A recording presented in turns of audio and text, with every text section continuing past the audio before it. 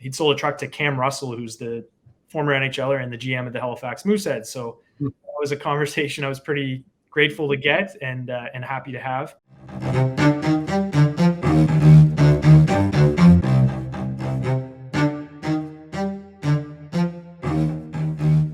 Welcome to episode 105 of The Route, presented by White Whale Marketing. The Route is a glorified sports business coffee chat that has a new guest every episode as they share their experiences and route in sports. As always, I'm Christopher Nascimento, and let's get started. Before we begin, just a couple things to cover.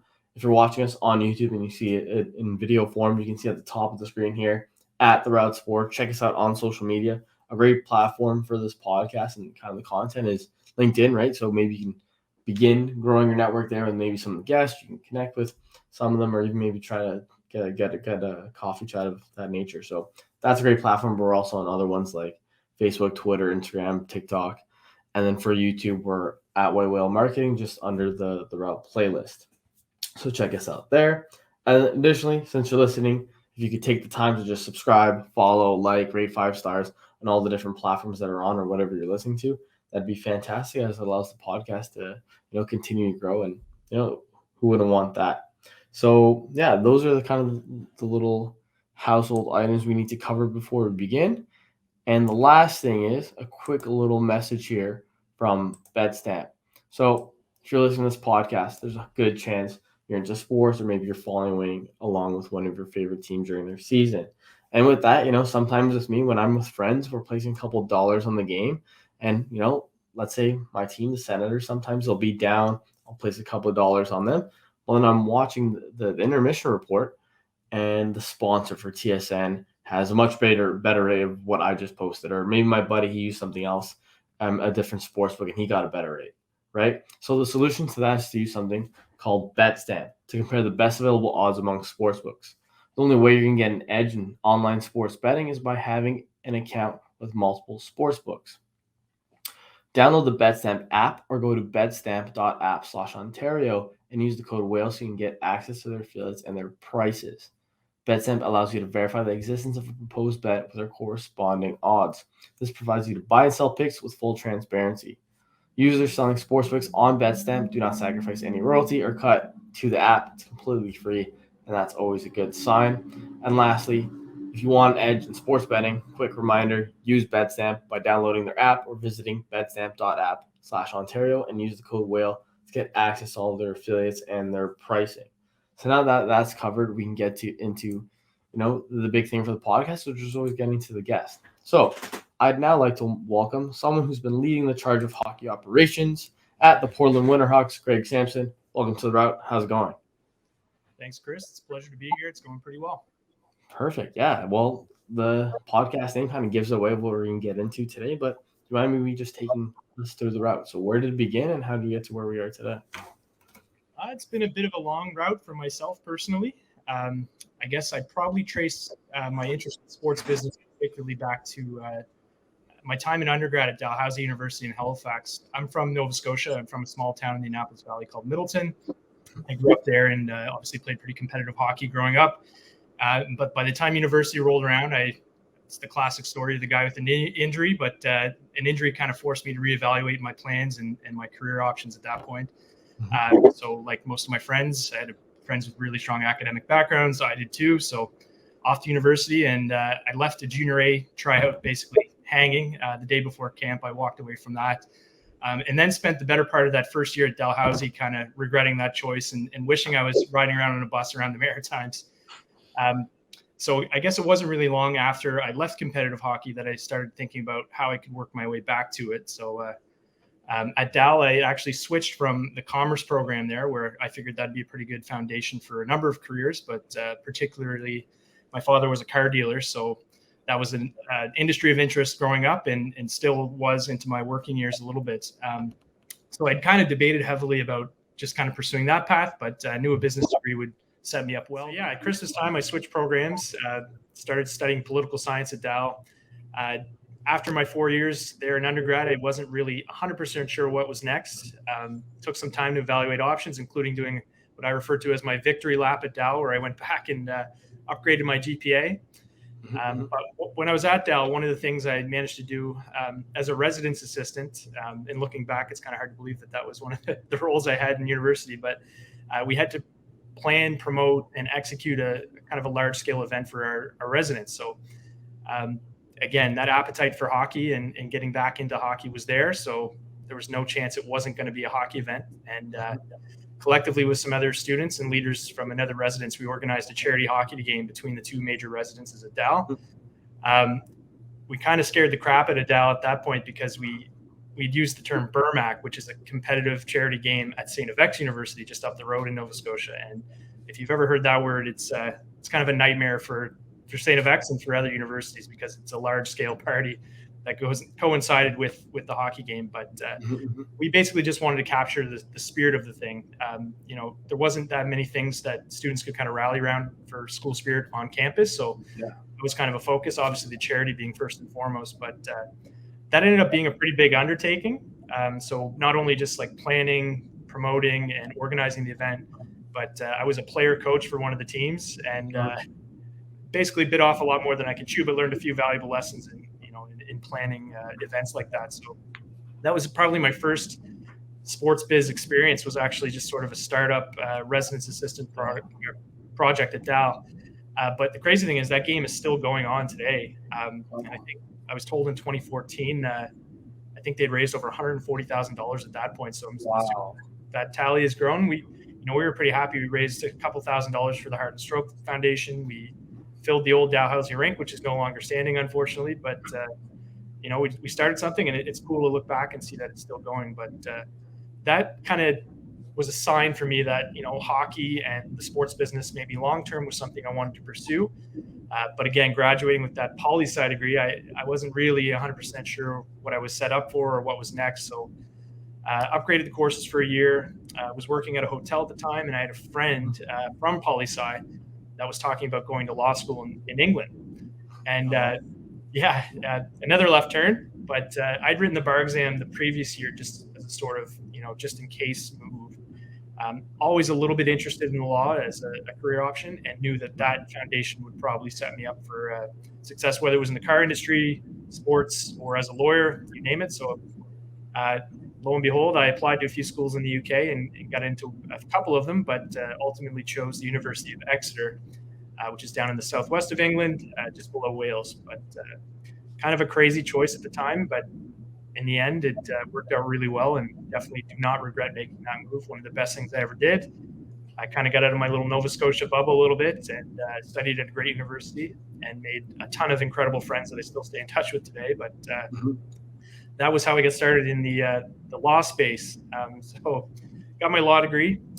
My plan was always to kind of move back to Canada and work here. So I did that. At the time, my dad was in the process, or at least considering selling his car dealership. So I kind of had to, pardon my French, but like shit or get off the pot with pursuing the family business. So I did spend about a year and a half selling vehicles with my dad and considering that option.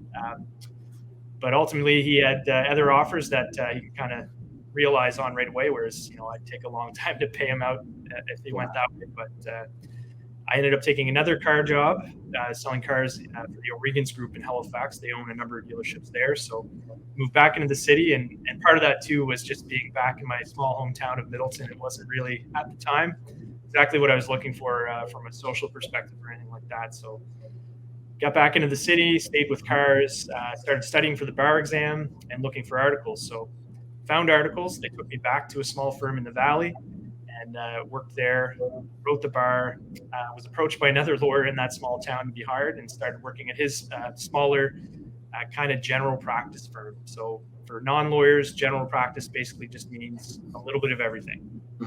Doing everything from real estate and wills to corporate commercial transactions, criminal law, family law, you name it.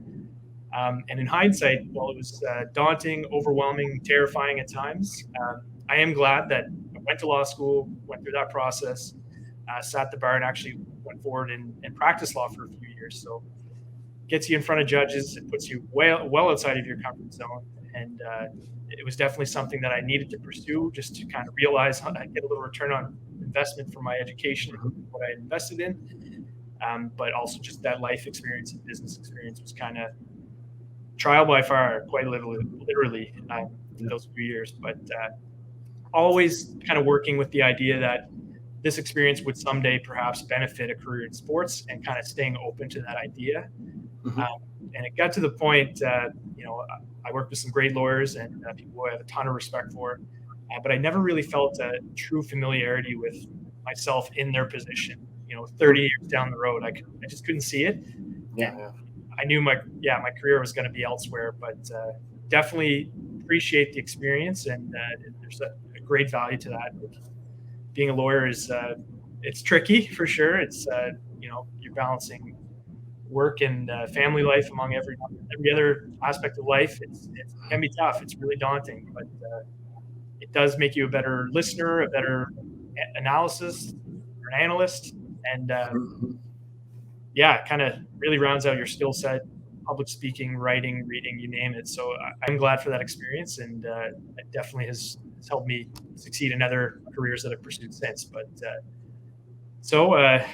I think in total about 5 years in law after a little dabbling in the car business. But again, I just tried to keep my options open throughout. And I think it was probably halfway through that 5-year period when I started considering going back to school. And at my age, and given that I was already working as a lawyer, it wasn't something I was really strongly considering until my mother just kind of kept at me and said, well, why don't you go back and boost your studies? And I'm thinking, I've got a law degree. Like I'm good to go here. That's enough school for now. Yeah. But then I started just kind of out of interest. I basically decided with myself, I was going to go back to school. It was going to be for something that I was completely passionate about, entirely invested in. So obviously sports were right at the forefront there. So I did a little bit of research on my own, narrowed it down to 2 sports business programs. And it's kind of crazy how the world works. But one of them was actually the University of Oregon's sports MBA. And here I am interviewing you, or doing this interview from Portland, Oregon. But I ultimately chose Columbia University in New York City, just because of basically the breadth of the program. Obviously, being in the center of the sports universe in New York was attractive, but just sort of how they approached everything from a pretty forward-thinking model with an analytics focus, a focus on the business side of things, but also on communications, public relations, just sort of a holistic approach to sports business. And obviously Columbia is a very good school across the board for all of their programs, but I heard nothing but good things. And then got my application in. Sure enough, a few months later, I was getting interviewed to be accepted to the program, which I didn't really anticipate. It was all kind of just a hope and a prayer, like, this could be an interesting option, but never really truly believing it would come true. And I got in kind of unexpectedly, but I hadn't even completed my application fully for Oregon. I just sort of started talking to them, but got into Columbia and hummed and hawed for about a week, talked to my parents, who I've got tremendous respect for. Obviously, they've supported all of my academic endeavors and life changes and choices I've made. Just couldn't ask for 2 more supportive people on the face of the earth, really. But they encouraged me to go after it. And, they saw the value of obviously studying at Columbia and launching into the sports business this way with a master's degree. So off to New York I went. So I actually put in my notice with the firm that I was working at. Fortunately, they were very respectful of that decision and encouraged me to continue as well. Kind of left the door open. I'll get to that in a minute, but ended up being for the better. I went to Columbia. Have nothing but incredible things to say about that program, about the city, the school. Again, the classmates. I remember, like, within my first week there, the first guy I met when I arrived there was a guy named Marcus Kuhn, who was a player for the New York Giants, had just retired and started to go into sports business. Similarly, kind of made a lateral move into our program, and still keep in touch with Marcus. But again, one of several people from different backgrounds, different countries that have since gone on to pursue very different things in sport. And I think that really speaks to the quality and, again, that holistic, all-encompassing nature of the program. It was fantastic, and it really set me on the current path that I'm on. It was sort of the not only the confidence boost, but just being immersed in that culture and surrounded by sports business professionals, whether it's professors, guest speakers, and more than anything, my colleagues and classmates there. Like, that's what really kind of made me believe truly, like, yeah, there's a future for me as a lawyer and somebody with a bit of work experience and life experience. I can parlay this into something I'm really passionate about. So that set me on a good footing. had a few looks around when I was in New York at opportunities there. There was some difficulty acquiring visas with a lot of those opportunities. So it was sort of something where I had to weigh the cost benefit of staying in New York on a very entry level salary in a very expensive city versus coming back and kind of making a lateral move into sports here at home in Nova Scotia. So ultimately I moved back, was able again to just kind of pick up my legal career where I'd left it, fortunately. But on my way back, I was thinking, okay, I got to start reaching out to anyone I know that's tied to hockey and sports at home. And as you're aware, as a Canadian, Nova Scotia is not really at the forefront of the sports business market. And that's shifting a little bit, fortunately. But again, I really kind of fanned out my search for who I wanted to connect with and see what kind of opportunities were available at home. All the while, obviously, maintaining my legal practice and trying to see where that could take me into sports potentially. So I was connected pretty quickly after I got home. My uncle had just sold a truck, and everyone in my family seems to be in the car business, and that's still the case. But he'd sold a truck to Cam Russell, who's the former NHLer and the GM of the Halifax Mooseheads. So that was a conversation I was pretty grateful to get and happy to have. But I met with Cam over coffee at their practice facility, just talked hockey and kind of my career goals and trajectory. And he said, well, we need a few scouts locally. So would you be down for scouting midget AAA hockey here in Nova Scotia and around the Maritime? I said, let's do it. So I went back with that new assignment, new role to my law firm and kind of explained, I'm going to be on the road a fair amount. I'll probably need a little bit of flexibility with my work here. So we kind of struck a compromise there, and I was able to get a lot of time in rinks and being back in, freezing cold rinks and rinks that I'd played in growing up. It kind of took me back to, what it was all about for me and why I've made those various decisions along the path to get me to where I was at, 34, 35 scouting for the Halifax Mooseheads. So I agreed to do that for a season with them, just given, I wasn't sure where my legal career was going to take me, and it just made sense to kind of fill that gap. But it was fantastic experience. First-class organization, as I'm sure anyone that's been around them or has worked with them would report, but some great experience dealing with some seasoned professionals there. So kind of learned the ropes a little bit more. And my dad was always a coach. Growing up, I had him basically every other year. He and another coach would take our group on at the AAA level. But I just learned a lot from him through the years and the context that he had. I always leaned on them and reached out to them as I was coming through university. And see it kind of come full circle was kind of an exciting and interesting feeling. But I did my year with the Mooseheads, and that also was the year they hosted the Memorial Cup just a few seasons back. So again, just excellent networking opportunities to be around NHL scouts and agents, other coaches, but really, really got the appetite to get back into hockey going again. So yeah, that's kind of where I was at that point. And then after I wrapped up with the Mooseheads, I'd reached back out to Hockey Nova Scotia, where I'd come through as a player a long time ago now at this stage, but always sort of just kept in touch with folks there, and joined as a camp coach and evaluator for the under 14 boys team I was assigned to that year. And it's kind of cool now seeing 3 of those players go pretty high in the Quebec League draft this year. So it's again, just kind of cool to see that progression. And that's kind of what got me excited about working in hockey again, was to watch this progression of players kind of getting to the next level, and coaches and scouts that I worked with, watching them kind of progress to their next levels. Like, sports is exciting, and it definitely reminded me why I took all these risks and made all these moves, and that was going to be my focus. So it was with that in mind, I had actually bumped into another lawyer who had a similar interest in developing a bit of a sports practice. So I thought, okay, that's kind of the next step, is, use my legal skills to build a sports practice in Nova Scotia and see where that takes me, whether that's, advising leagues, teams, players, potentially parlaying that into becoming an agent. Those kind of things just made sense. So I moved firms again and kind of focused and dialed in on that new law firm that had just basically was a partner of the firm that was growing from scratch and needed somebody with a bit of sports business acumen, which fortunately from Columbia, I'd picked a lot of that up. So pretty good fit. And we got to work on that. And this was around the same time that across the country, but particularly in Nova Scotia, the real estate market just kind of took off.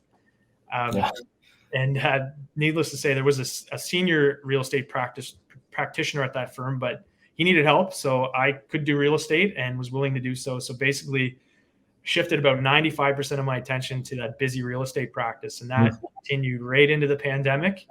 And we thought, okay, what's going to happen next? I think all law firms kind of hit the panic button at that point, as everyone did.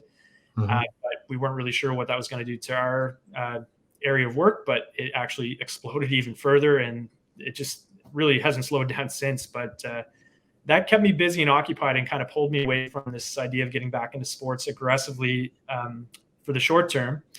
But in that intervening period, I had another lawyer from another firm reach out. They had an existing sports law practice and offered me basically a deal I could not refuse. And that was in the spring of 2021. So I moved firms again with a view to developing that practice.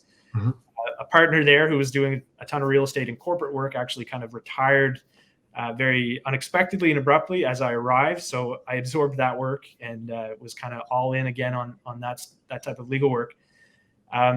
And it was around that time, probably a few weeks after I'd landed there, that a coach that had basically gone to high school with my father, and they played high school hockey together, stayed in touch through coaching over the years, and is a guy that I've reached out to over the years for advice on career stuff, on hockey stuff, you name it.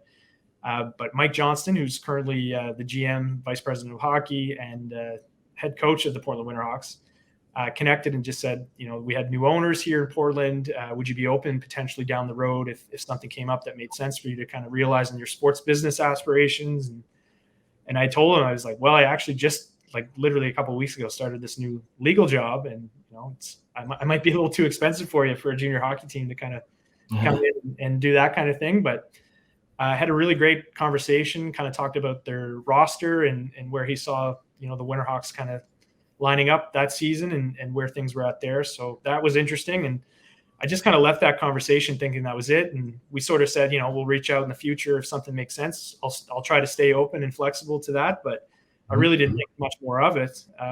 But then it was a couple of weeks after that, I was at a golf tournament and Mike called me and just said, I can offer you a job, not only doing things on the business side of the organization, but also you can continue to scout and really develop your hockey ops acumen. So I really had to think about it. I kind of walked away completely surprised, flabbergasted, and didn't take too long after, again, consulting my parents, who I placed a lot of stock in their opinion, obviously. And I'm thinking, I'm 35 and just about to turn 36. I don't have a house. I don't have kids. If I'm going to make a leap of faith into the sports business, it's got to be now. And, then really looking at the opportunity itself, I thought, what other organization in hockey, in sports, is going to allow me to basically have experience on both sides of the organization like that.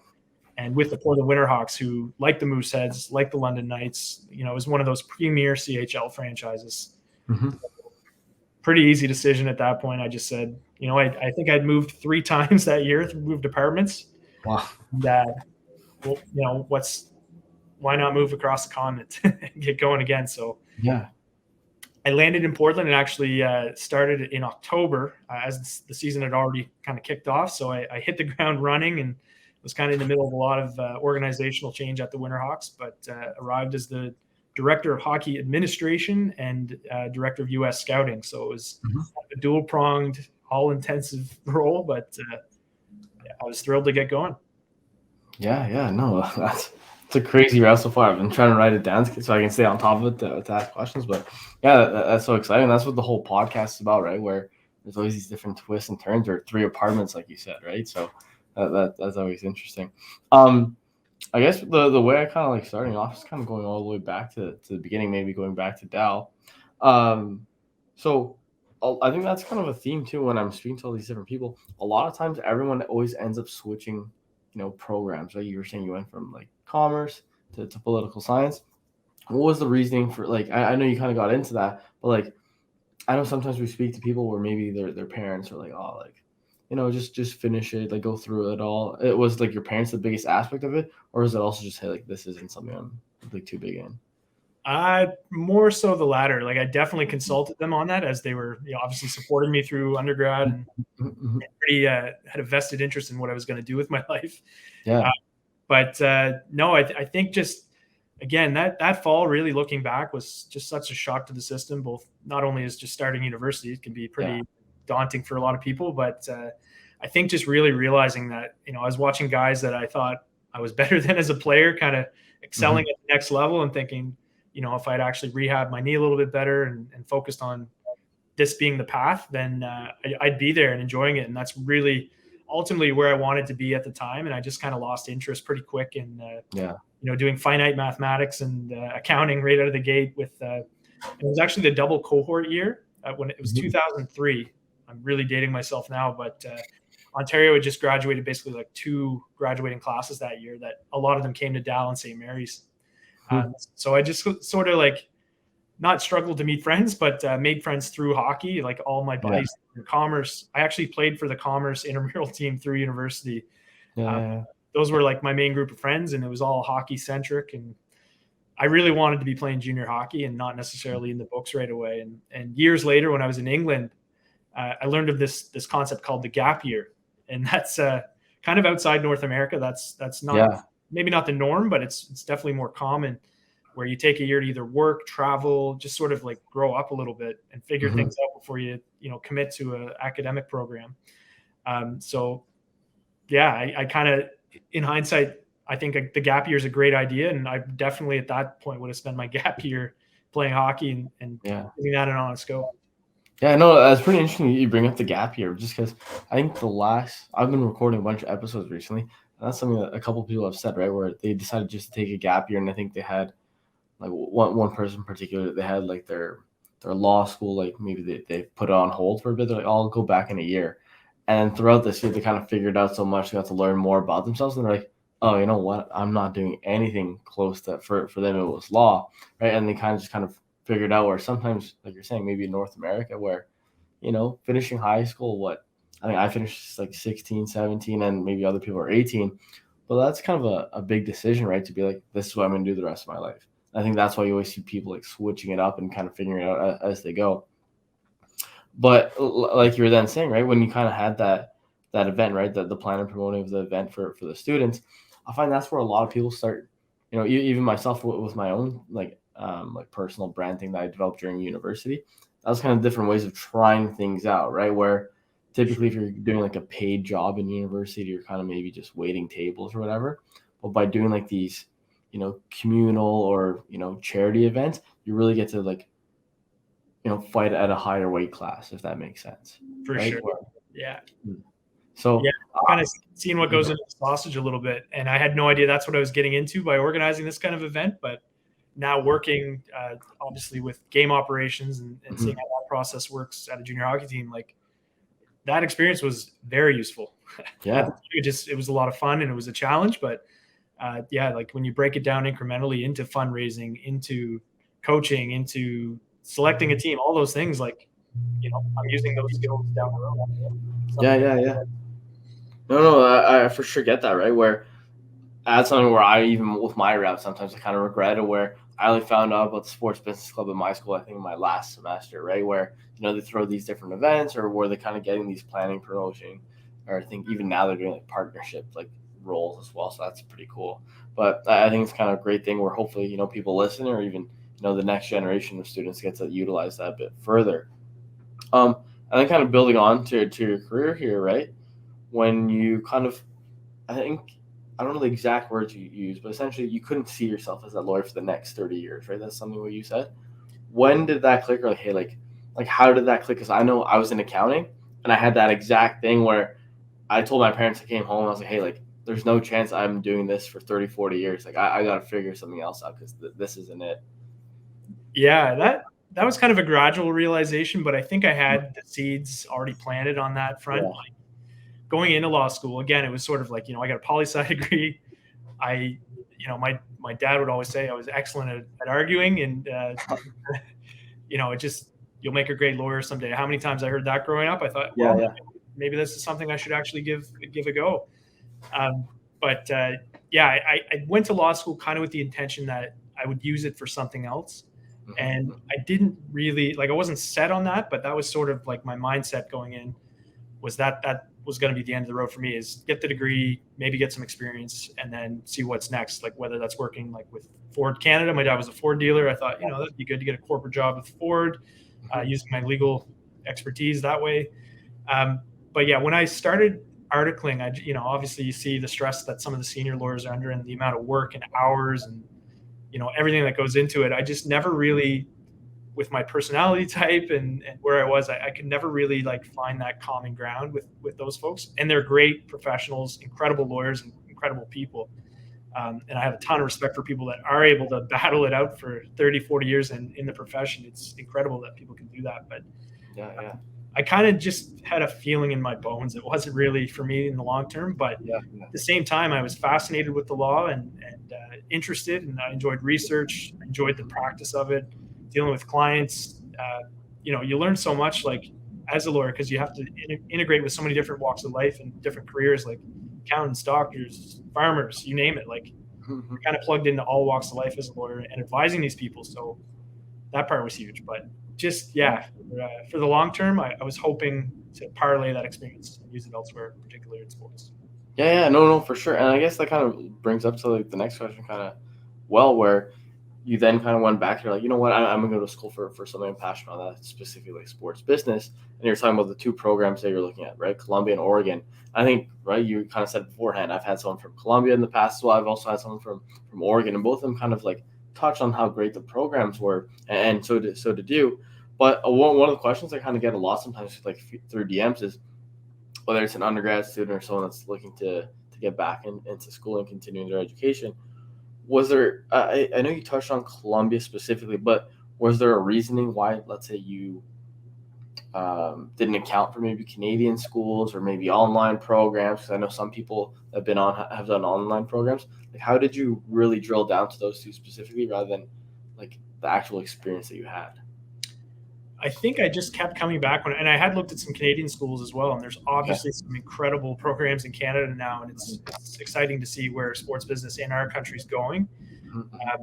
But yeah, I think ultimately just the New York angle really started to resonate with me. And it's funny, I say that because I'd never been to New York before going to Columbia. Like I literally went from living right next to a pig farm in Wolfville, Nova Scotia before I left to Lower Manhattan. So it was kind of a big shift and a big shock. But I think just being, obviously all the major leagues are represented in New York, a lot of major international sporting events.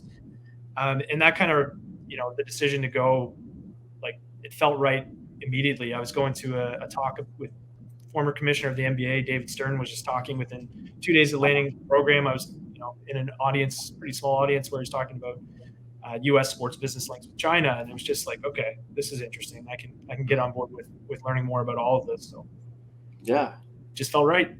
Oh, that's incredible. And I forget if the past guys kind of mentioned this, but when you're at Columbia, do you have to do an internship as well during the time? We do, and that is an interesting detail I forgot to mention when I was going through that earlier. But I did intern actually, and I'm a big soccer fan. Big Formula One racing fan, and there was an agency called MP and Silva in New York, an international agency that had an office in New York. And one of my professors that semester that I was to intern in was working there temporarily. So I signed up to work there. There were a few other students actually that interned there as well, but MP and Silva basically bought and sold media rights internationally for some of the biggest properties in sports, Formula One being one of them, UEFA, you name it. The NFL's rights internationally, they had pretty much everything. Went through MP and Silva at one point, so it was an exciting opportunity. And as things were kind of rolling on there, I was steered towards the IndyCar account that MP was working on, and obviously specifically the Canadian IndyCar account. So that was sort of an exciting potential opportunity. And maybe a matter of days after that option started to present itself, that MP and Silva actually went under. So interning at a company that halfway through my internship, that was required for Columbia, the company was basically no more. It was something kind of like out of a movie where the interim CEO kind of walked through the office one day and was like, "Yeah, we're done." It was during the World Cup, ironically too, because we'd sold the rights for the World Cup in the years previous. So it's crazy. No, that's wild. And to be honest, that's something I've been able to relate to recently, where there's a couple of deals in the last few months, like, oh wow, like my sports marketing agency is finally gonna get to the next level. And then things like, oh, after 10-15 years at this company, they're like, yeah, I actually just switched, or they, resign, fired, right? So that happened a couple times. We're like, man, like I had, you have no control over that, right? So it's kind of back to the drawing board, I think, kind of similar to yourself as well. And then I think following that too, right? You're saying you went back to Nova Scotia, but then you kind of wanted to kind of get back into hockey, and you were able to. Kind of crazy how things kind of worked, right? With the connections you had there, and getting back with the Mooseheads, and getting into scouting. But um, I find scouting, like obviously being Canadian, I think that's something like I watch hockey a lot, but that must be like a fairly tall order, no, to kind of be like, hey, get back into scouting, or get into scouting, I should say. Yeah, it's definitely tough to break in, and I'm absolutely incredibly fortunate that I had that connection. But at the end of the day, you kind of have to present well, and I think I was not only lucky, but I did prepare a lot for that discussion with Cam to kind of lay out what I look for in players and how I would basically plan my evaluation and my approach as a scout if I were to work for them. Again, not thinking it would ever really come to fruition, but he basically hired me on the spot, and it was I think if anything, the advice I'd give if you do find yourself in a position where you have the opportunity, you have somebody's ear like that, you just obviously have to prepare, but don't sell yourself short, and trust your gut, trust your instincts, and I think all of that collectively, you're gonna find yourself in a good spot if opportunity does knock. So. Yeah, no, I think that's a great piece of advice, right? Where I think that's something where sometimes you don't want to, be in someone's ear too much, or kind of just push your limits. But that's the whole point of people saying, your net worth is your network, right? Something like that. That whatever that saying is. But I definitely see how that aspect goes. But then, yeah, what you're kind of saying is, you finish Columbia, then you're coming back in the law scene, back in Nova Scotia, but then with the real estate agency, or the real estate accounts, I guess, within the law firm, I guess is what it would be. That's kind of interesting, right? Where you kind of think you're kind of getting back involved in sports, and then out of nowhere, boom, the housing market blows up. I think you kind of touched on it, where like, oh, maybe it's just not in the cards at the moment because 95% of your work changed. Was there Yeah, any depth? I think that's fair, and I know probably like anyone that's in sports business or has done it for a while has had doubts about whether it's a viable option, or there's other options that come up that are either more financially stable or just make more sense. And life happens, man. Like it Yeah. happens. Things work in weird ways, but yeah, definitely. I started to doubt long term. Like obviously, I had a pretty good thing going, income wise and career wise with law. So I thought, if I am going to leave this, it's got to be for the right reasons, and it's got to be something I can kind of really pursue and go after. And not an easy decision, but one I'm glad I made ultimately for where I am today. But Mm-hmm. yeah, not easy, and definitely did start to doubt it just based on market factors. My friends having kids and buying houses, and myself just sort of like just coming out of going back to school and making changes on the fly like that. I thought probably I should put down roots here and start saving some money, paying down all my student debt, and I'll be doing that for a while, I'm sure. But yeah, tough couple of years, I guess, with COVID and everything else reading into it. I really did start to consider whether hockey was realistic, and being in Nova Scotia, I had to pick. It was either stay at home or go further afield, and I wasn't aggressively looking for anything. And obviously it's kind of a cliche, but that's typically for me when things have kind of happened, is when you're not aggressively looking necessarily. But I always tried to make sure I was prepared for something and remain flexible enough that if something did come up, I was able to go after it. And yeah, the cards just kind of fell my way, I guess, in that regard. Yeah, no, absolutely. Where just what you're saying there, where sometimes the doubt creeps in, right? Because there's obviously all these different variables, whether it's just, I don't know, things in life, right? Oh, mortgage, car, whatever, different kind of payments. Or like, sports realistically, with so many people wanting to work, and it's more competitive, right? Where they don't necessarily need to pay as competitively as other industries. So then sometimes you're like, you're weighing the different options, right? So it's crazy, kind of like cool how that ended up working out. But do you mind maybe diving into that a bit more, like your role and what it kind of looks like from an outsider's perspective? Yeah, for sure. So kind of circling back to the both sides of the organization thing, that was obviously one of the big factors in my decision making to come out here, was having that experience, because again, it kind of opens up multiple potential pathways within hockey and within sports. So on the business side of things, I do help out with our marketing here in Portland, kind of consult a little bit with sponsorship, ticket sales, that side of the business, but also get to sit in on meetings and have some input in that decision-making process. So incredible experience, and really it gives you a true sense of what it's like operating a junior hockey team or an amateur pro team. Like it's all sort of the same model, and limited resources, time constraints, all kinds of constraints, but you got to make it work and have to make it happen, particularly in a market like ours. But yeah, that's part of my duties, and it's essentially an equal split, or has been, I guess, in the past season leading up to this season, where I do that. And then my U.S. scouting duties. The Western Hockey League has a pretty enormous territory for the talent pool we can draw from on both sides of the border, but in the U.S., it's basically literally everything west of the Mississippi. So I've attended events in Arizona, in Oregon, Minnesota. Like I've kind of bounced around quite a bit, and I'm actually off to Buffalo later this week for a USA Hockey event.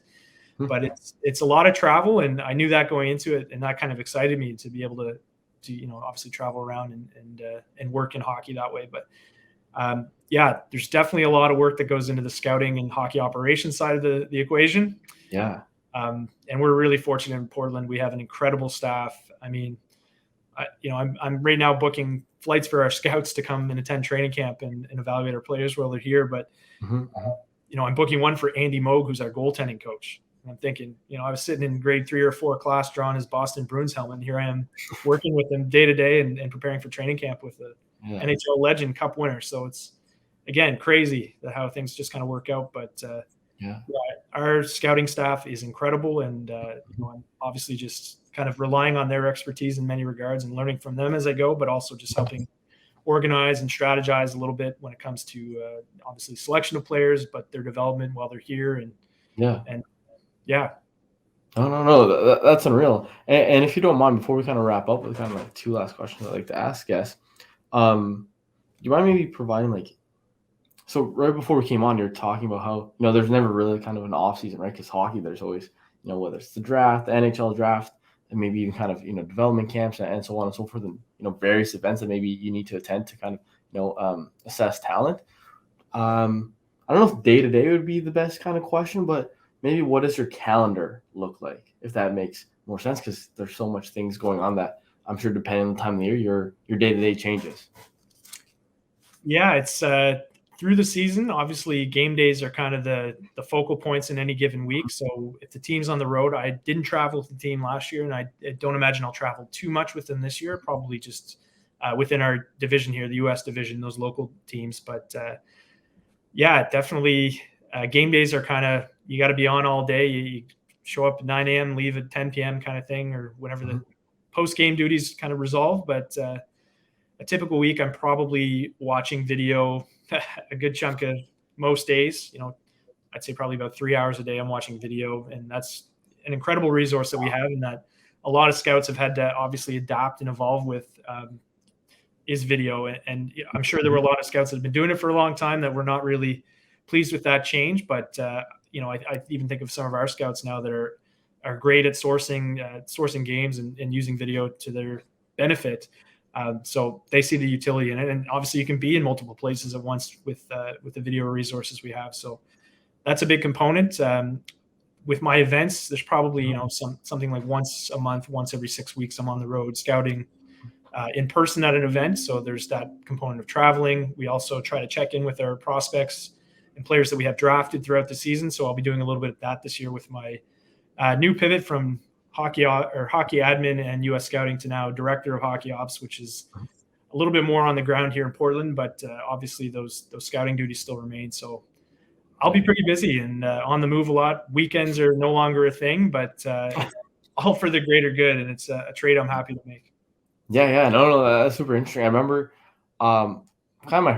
essentially my first role with someone else in sports was with like a hockey startup. They essentially had these 2 apps for scouting and analytics, and I'd go with them to it's like 67s games here in Ottawa, and essentially we'd be pitching stuff to some of their connections, or their connections in scouting would then introduce us some of the other scouts, and then I was doing like marketing, so then I'd kind of hop in for certain angles of things. But then I remember talking, I forget where the scouts were from, either like Philadelphia or Carolina, and he was just kind of breaking down his weekend for me, and it's just crazy, right? Where you're saying like absolutely, like there's no such thing as weekends where a lot of things too. They're like, okay, on Sundays we got to send out tweets because that's when they're maybe hanging out with their buddies, just having some drinks and finally like catching up on some things because Thursday, Friday, Saturday, Sunday they're watching maybe multiple games a day, just at different levels, right? Sure. So wild, like a wild lifestyle. It is kind of crazy. And I remember when I started with Halifax, Cam Russell and Ali McDonald said to me, they're like, it's not glamorous work. Yeah. And I'm thinking to myself, no, man, I was just doing divorces and criminal trials. Like, this is glamorous, even though I'm freezing my butt off here in rinks, for 14 hours a day. Like it, but there is a point to that. Obviously it isn't, it's tough. They're long hours and guys that have been doing it as careers, like career scouts are incredible. Like not only for the hours they put in and obviously the challenges of the job, because you're projecting, in our case here in the Western League, like I'm dialing it back a year further than I was in the Quebec League, where I was scouting mid AAA. I'm scouting 14U, 15U. Yeah. Like this is a lot of projection and there's a lot that goes into that. But yeah, it's a tough job. It's a grind. And I got nothing but respect for those that have done it for a long time, but you have to love the game and you have to be willing to put in the effort to keep doing it that long and to get to the next level. No, for sure. And like, that's kind of the crazy thing about hockey where like I've been speaking with agents and they kind of break down, let's say their schedule, they tell me what they're up to. And, some of the age groups that they're now scouting, right, where I think some of them are going up to like 12 or like U14, U12, right? So down to Pee Wee, and it's just like, wow, like how are you supposed to assess some of that stuff? But that's what makes it like an art form, right? So that's very cool. But yeah, you've had like a tremendous route, but then at the way I kind of like to wrap it all up, it's kind of asking two questions I like to ask every single guest. So the first one being, I'm pretty set. I'm going to live until I'm 103 years old. I'll be in a rocking chair just thinking about, life. So let's say you're in my shoes. You're 103 as well. You're in your rocking chair. You're just thinking back about life. What is maybe one story so far that's taking place in your career that's going to stick out at 103? You're going to think back to it and you're like, wow, I couldn't believe like I did that for work. I could probably think of, 15 to 20 examples from my legal career. Just unbelievable situations I just never thought I'd be in, whether that's like a criminal trial. Yeah, there's a number from that, but I'll leave that aside. I think probably more to your point and what you're looking for, and certainly what's resonating with me and what will resonate if I am 103 in a rocking chair would be this past season, like the first war room that I sat in basically for the prospects draft. And it was a unique draft because it was the 2021 class basically pushed into this current season. So obviously a challenge for those kids to both be seen and obviously have their development a little bit delayed because of COVID and all that, the issues there. But just being surrounded by, legends of hockey, basically Mike Johnson himself, I've got obviously tremendous respect for and gratitude for. But, Don Hay is our associate head coach who's won 3 Memorial Cups and has been in the NHL for years. And, I remember watching these guys in the World Juniors on TV, and I'm sitting in a room and they're literally asking for my opinion and valuing it and using that in decision-making. Like that was a real aha, wow, holy shit moment for me, was actually, and all the changes, moves, sacrifices made, the time that's gone by between, undergrad deciding, it'd be cool to work in sports someday, to actually making it a reality and doing it day to day. That was probably the moment. And looking back, I'll probably always have that first draft with the Winterhawks as the aha, holy shit moment. Yeah, no, that's awesome. And the last question I think is always perfect to kind of wrap it all together is kind of maybe going back to maybe that first week at Dal, right? Let's say 18-year-old version of Greg, or let's say you're talking 18-year-old version of Chris, or even someone listening that's 18 about to kind of begin their career. What's one piece of advice that maybe you've learned since then that you wish you knew then, that you could then provide? I think really to don't doubt yourself as much. Like we all are our own worst critics for sure. And I don't think I'm approaching anything resembling imposter syndrome, but I think everyone has those tendencies to kind of second guess. And certainly like the more successful or the further along in your career, that tendency can increase. And I always hear lawyers say too, like they kind of forget what they're good at. And that sounds kind of crazy, but Yeah. when you're in a role or a career, and this is, for young sports business professionals or aspiring professionals, Mhm, you can mhm. get so consumed by whatever you're currently doing, or it can be that overwhelming that you kind of forget what you're about a little bit. So I Yeah, think yeah. it's important, to kind of take stock of that every once in a while, but also to like, count your wins as you're going too. Like you can forget that, and that can get lost in the shuffle is, not only what you're good at, but what you've accomplished.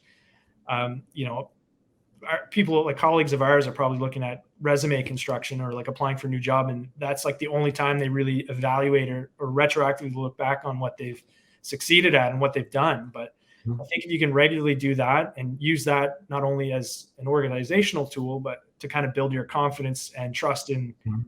if you are in a position where you have a Cam Russell's ear, or you have, I remember I was at one of the Mooseheads game, I sat down and I turned to my left and Don Meehan's sitting there, like, one of the biggest agents in hockey is just there. And I'm like, all right, I've got 3 periods. What am I going to talk about? So you have to kind of be ready for those moments. And I think taking stock of your Hmm. skills, your accomplishments, and trusting what you're good at for when you're in a situation like that, you kind of have to be ready.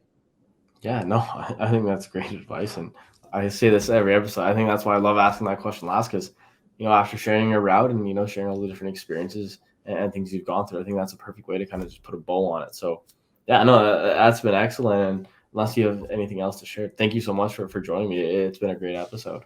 No, I really appreciate it, Chris. Thanks for reaching out, and happy to chat with you. Appreciate it. Yeah, thank you.